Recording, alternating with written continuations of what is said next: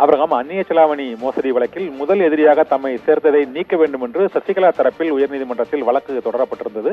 இந்த வழக்கு எழும்பூர் பொருளாதார குற்றப்பிரிவு நீதிமன்றத்தில் நடைபெற்று வருகிறது.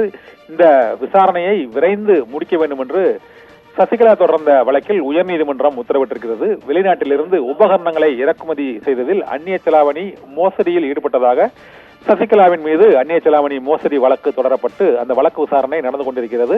இந்த விசாரணையை எதிர்த்து அது தாம் முதல் எதிரி அல்ல என்றும் அந்த நிறுவனம் தான் முதல் எதிரி என்றும் தம்மை அந்த வழக்கில் இருந்து விடுவிக்க வேண்டும் என்றும் சசிகலா தொடர்ந்த வழக்கில் அந்த வழக்கு விசாரணையை விரைவாக முடிக்க வேண்டும் என்று சென்னை உயர்நீதிமன்றம் மிக முக்கியமான உத்தரவை பிறப்பித்திருக்கிறது. தொலைக்காட்சி நிறுவனத்திற்கு வெளிநாட்டிலிருந்து உபகரணங்கள் இறக்குமதி செய்யப்பட்ட வழக்கில் 1996 ஆண்டில் சசிகலா முதல் குற்றவாளியாக சேர்க்கப்பட்டார். ஆனால் அந்த வழக்கிலிருந்து தம்மை விடுவிக்க வேண்டும் என்றும் முதல் குற்றவாளி அல்ல என்றும் அவர் தொடர்ந்த உயர்நீதிமன்றத்தில் தொடர்ந்த வழக்கில் இந்த உத்தரவு பிறப்பிக்கப்பட்டிருக்கிறது. வழக்கு விசாரணைக்கு முழு ஒத்துழைப்பை வி.கே. சசிகலா வழங்க வேண்டும் என்றும் சென்னை உயர்நீதிமன்றம் பிறப்பித்துள்ள இந்த உத்தரவில் தெரிவிக்கப்பட்டிருக்கிறது.